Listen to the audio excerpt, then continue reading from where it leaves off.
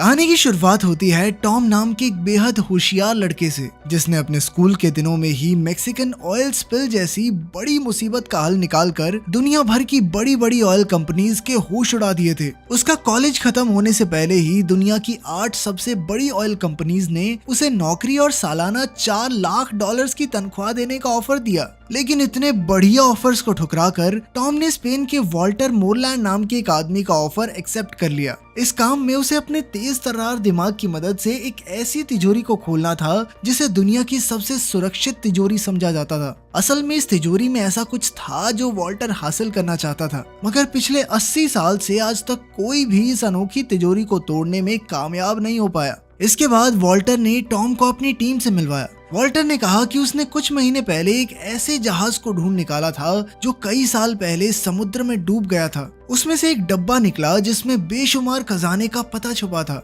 मगर जल्द ही स्पेनिश सरकार को इस बारे में पता चल गया और उन्होंने वॉल्टर की ढूंढी हुई सारी चीजों को जब्त करके एक स्पेनिश बैंक की तिजोरी में बंद कर दिया। खैर फिर टॉम वॉल्टर की बेटी लोरेन से मिला, जो अपने मिशन के लिए कोई भी भेस बदलने में माहिर थी। उसके अलावा उनकी टीम में क्लाउस था, जो कि एक जबरदस्त हैकर था। जेम्स वॉल्टर का खास आदमी था, जो पहले एक फौजी हुआ करता था और अब वो एक जबरदस्त फाइटर था। साइमन उनकी टीम के लिए हर जरूरत का सामान लाता था। जब तक उसे पैसे मिले वो वॉल्टर को दुनिया की कोई भी चीज लाकर दे सकता था। खैर आज टॉम का पहला दिन था और टीम को बैंक का सिस्टम हैक करने में मुश्किल हो रही थी। उन्हें एक कोड भरने की जरूरत थी, मगर उन्हें कोई आइडिया नहीं था कि आखिर ये कोड क्या हो सकता है। तब टॉम ने आइडिया दिया कि उन्हें बैंक के किसी क्लाइंट से बैंक का ऑटोमेटेड वॉइसमेल बनकर बात करनी चाहिए और इस तरीके से उन्हें वो कोड मिल सकता है। आखिरकार टॉम की तरकीब काम कर गई और उन्हें आसानी से कोड मिल गया। सबने टॉम को शाबाशी दी और टॉम अपने नए घर में पहुंचा। फिर अगले दिन से टॉम बाकी की टीम के साथ बैंक ऑफ स्पेन के नक्शे को समझने लगा।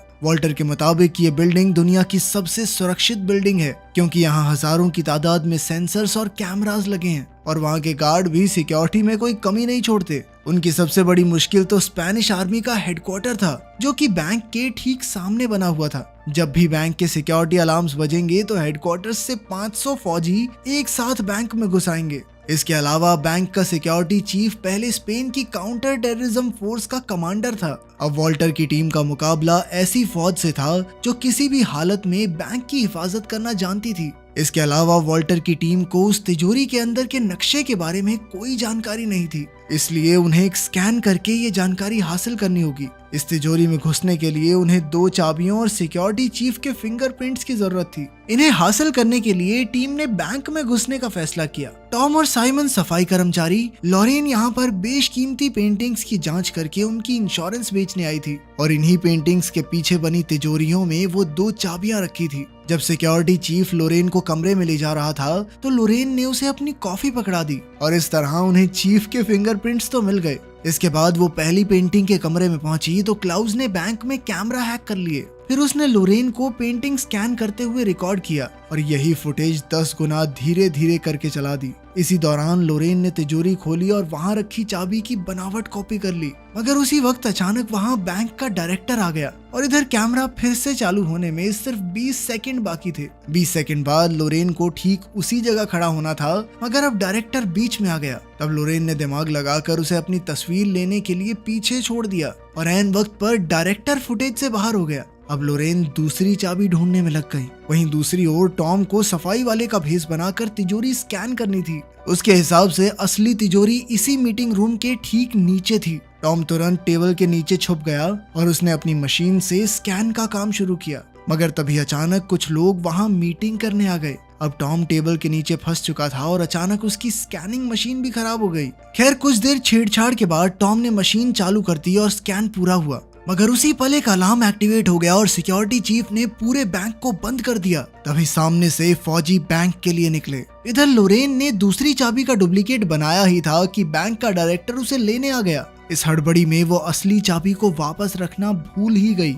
आखिरकार टीम ने फैसला किया कि लोरेन ये चाबी टॉम को देगी और टॉम चाबी को वापस तिजोरी में रखेगा। चाबी लेकर टॉम तीसरे माले पर गया और उसने चाबी रखकर तिजोरी बंद कर दी। तभी अचानक उसे पता चला कि एक गार्ड उस कमरे में आ रही है। फिर टॉम दिमाग लगाकर जानबूझकर पकड़ा गया और उसने नाटक किया कि ईयरफोन्स के कारण उसे सिक्योरिटी अलार्म सुनाई नहीं दिए। ये सुनकर गार्ड ने उसे जाने दिया और आखिरकार उनका मिशन पूरा हुआ। इसके बाद टॉम ने मशीन से मिला हुआ स्कैन निकाल कर देखा तो पता चला कि तिजोरी के नक्शे में ऐसी जगह थी जो ढंग से दिखाई नहीं दे रही थी। तब उसे एहसास हुआ कि यहाँ पानी भरा हुआ है। असल में तिजोरी एक तराजू पर बनी हुई थी और जैसे ही तिजोरी खुलने पर उसका वजन बदलेगा तो तिजोरी अपने आप बंद हो जाएगी और साथ ही उसमें ढेर सारा पानी भर जाएगा। अब उन्हें समझ आ गया था कि तिजोरी में घुसने के लिए उन्हें तिजोरी के वजन को बराबर रखना होगा। फिर टॉम दिन रात एक करके वजन बराबर रखने की तरकीब ढूंढने में लग गया। वहीं दूसरी ओर साइमन और जेम्स बैंक के नीचे की जमीन की छानबीन कर रहे थे कि उन्हें टॉम की बात सच होती दिखाई दी। वो तिजोरी वाकई में एक बड़े से तराजू पर बनी हुई थी, मगर उसका वजन एकदम 0 पर टिका हुआ था। इसके अलावा एक और मुसीबत उनके सामने खड़ी थी। उस अंडरग्राउंड कमरे की दीवारें टाइटेनियम स्टील से बनी हुई थी जो इतना मजबूत था कि उसे ड्रिल करने में 15 दिन लग जाएंगे। अपना मिशन पूरा करने के लिए वॉल्टर की टीम के पास बहुत कम वक्त था और इतने से समय में वो डिब्बा चुरा कर वहाँ से बाहर निकलना सबको नामुमकिन लग रहा था। इसलिए आखिरकार उन्होंने हार मान ली। अब वॉल्टर निराश होकर छत पर गया और उसने देखा कि सड़कों पर फुटबॉल फैंस की भीड़ लगी हुई थी। तभी उसकी नजर बैंक के कैमरास पर गई तो उसे एहसास हुआ कि वर्ल्ड कप फाइनल्स के सभी कैमरास भीड़ की तरफ होंगे और तभी उनके दिमाग की बत्ती जली। फिर उसने अपने साथियों को इसका नमूना पेश किया। फिर उसने ग्लास हटाकर तराजू पर लिक्विड नाइट्रोजन छिड़क दी और फिर दोबारा ग्लास रखा, मगर इस बार वजन नहीं बदला क्योंकि तराजू जम चुका था। टॉम ने कहा कि बिल्कुल इसी तरह वो तिजोरी के नीचे वाले तराजू को जमा सकते हैं, मगर इसके लिए बहुत ज्यादा लिक्विड नाइट्रोजन लगेगी।